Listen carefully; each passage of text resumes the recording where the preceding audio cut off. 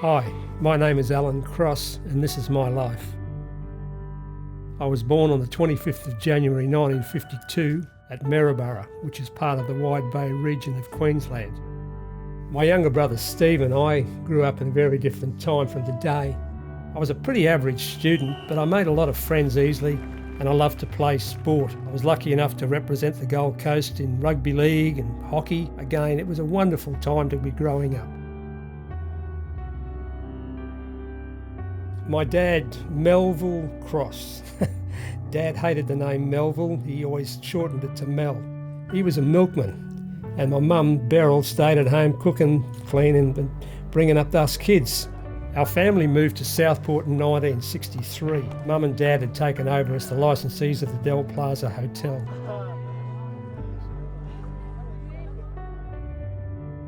By 1969, I'd finished high school and I was working with Mum and Dad in the Del Plaza Hotel.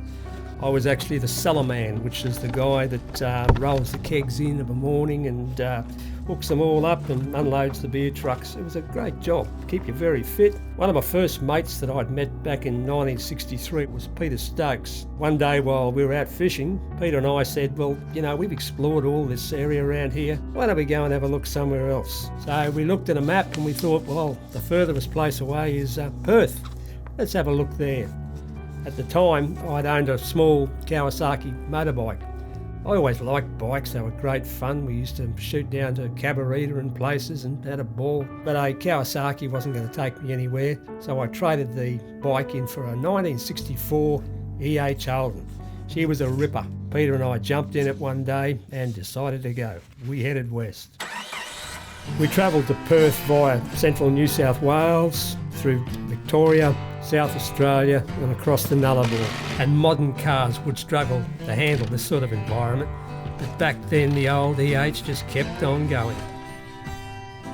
The car here isn't mine, but it's exactly the same. Mine was actually a slightly different colour green. One night we went to a party. There were always parties on in Perth, and I met Cheryl. She was an interesting girl from Sydney and we became friends. We arrived in Darwin. The only work we could really get at that stage was in the abattoirs. After a while we got enough money together, we decided to go somewhere else. So we flipped a coin and headed south. This time we found Ayers Rock.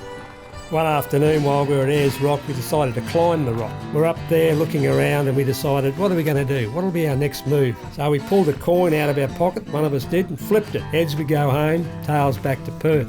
Then we turned west and headed back to Perth. Peter had been offered an apprenticeship by his brother back here in Southport to do a radio technician course. So he bought an Austin Healey and headed back to Southport. And I thought, well, I might go back to Perth again. 4 days later, I arrived back in Perth. And the first person I met was Cheryl. Things were starting to go well for me. Just before Christmas that year, Cheryl and I had been talking a lot and we decided to get married. The wedding would be in Sydney, down at her mum and dad's place, and we would live up in Queensland. I had an old tinny at the time. It was great because Cheryl really enjoyed the beach, boating, fishing, crabbing, and it was just great because she enjoyed all the interests that I enjoyed. So we were out in the boat a lot. I was the captain, she was the navigator. And almost in a blink, we had 3 crew. Along came Christian, Aaron and Renee. Boats. I love them. I've been mucking around in boats ever since I was, I don't know how old. We still had the old tinny right up until we were married. And it was okay when there was just Cheryl and I, but when the kids came along, we decided that it wasn't really big enough. So after a couple of years of saving up, we finally bought a 17-foot Glastron speedboat. And then we were off. As a family, we were out most weekends. Without a doubt, the most terrifying night I have ever spent on a boat. We were travelling along one morning. All of a sudden, the engine alarms went off. The motor had overheated and the extreme heat had pulled the exhaust out from the side of the boat and we started to sink.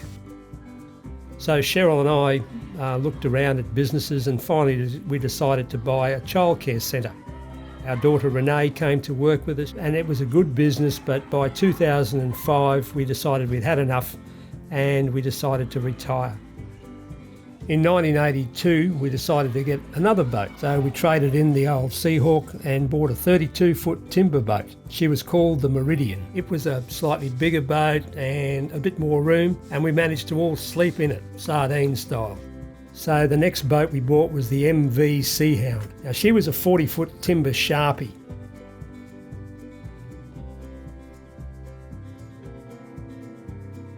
I joined the Southport Yacht Club and started to compete in log events. It's sort of like a car rally, but on water. And now the log events, we really got started to get serious. My old mate Peter was my navigator, my son Christian and his mate Adam were the crew. So we competed for 2 years and started to get really serious. And after a while we managed to win Division 1. We wouldn't believe it, the next year we won Division 1 again, 2 years in a row. Doesn't happen very often. Another thing that Cheryl and I really enjoy doing is after breakfast every morning we have a minimum of 3 games of table tennis. Cheryl is a very, very good table tennis player and she actually taught me to play. But anyhow, we're very, very competitive and we go for it. So there's always have a championship of the world and it's sort of held in high prestige. My passion these days is Sudoku, the number game. And I love playing Sudoku and test myself. Occasionally I'll even read myself a book. Cheryl's an avid reader. For all those years I was out messing about in boats. Cheryl spent a lot of time at home making our garden. Now since selling my last boat I've actually enjoyed the garden immensely. It's something I wished I had have done years ago. So we have a lovely, lovely garden in our courtyard area. I've actually decorated it a little bit over the years with some shells and things that I've managed to, some driftwood and shells that I've put together. Some desert roses which have the most beautiful pink and white colours about them. It's really relaxing being in the garden. So being retired is actually pretty damn good. Cheryl and I love to travel. We've driven around most of Australia. Travel is a great, great part of being retired. We built the house in 1980 and so we've been there 37 years now. And it's a really great spot to be. We've got the beach and everything, and I often wander around of an afternoon looking for new little jobs to do. I quite often go down of an afternoon and flick a lure out just to see if there's any fish in the canal. Yeah, so what else do I do? Oh yeah, I play golf.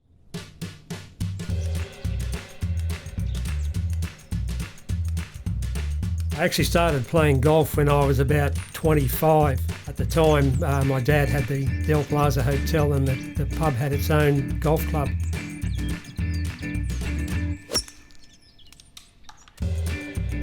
I play golf 3 afternoons a week, generally just 9 holes. I'm still playing off a handicap of 16, so I'm pretty happy with that.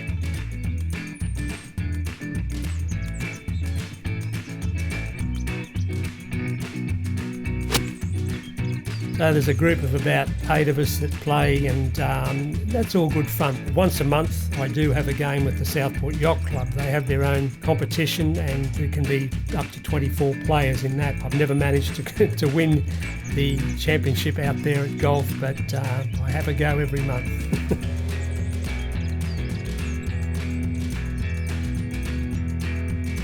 I love playing golf because you're actually playing against yourself. It's not like you're competing against anybody else. That's the great thing about having handicaps.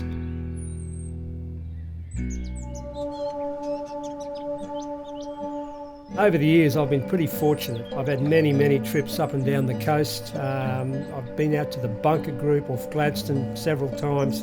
The fishing out there is just wonderful. So here I am, 65 years old. And the wheels turn full circle. I've had various boats over the years and right now the only boat I own is a 3.7 metre tinny again. And this time I've got a 15 horsepower Yamaha. And every couple of weeks I like to take it out and chase crabs, either mud crabs or sand crabs, and I call my old mate Peter up, and we quite often go out and put the pots out.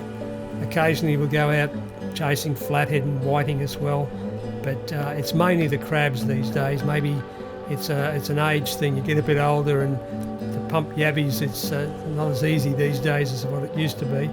So we can easily go down to the bait shop and buy crab bait, and we still get some really good feeds of crabs.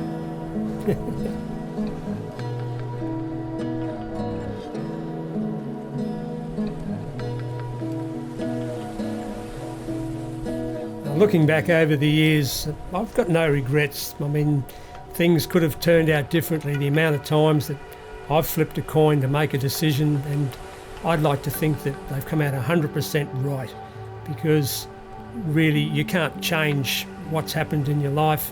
You make decisions, and then that's the way you live your life, on the flip of a coin. But over the years, I have no regrets at all. So, yeah. I guess if I think about it, if I'd been born in a different time, I probably would have been a pirate.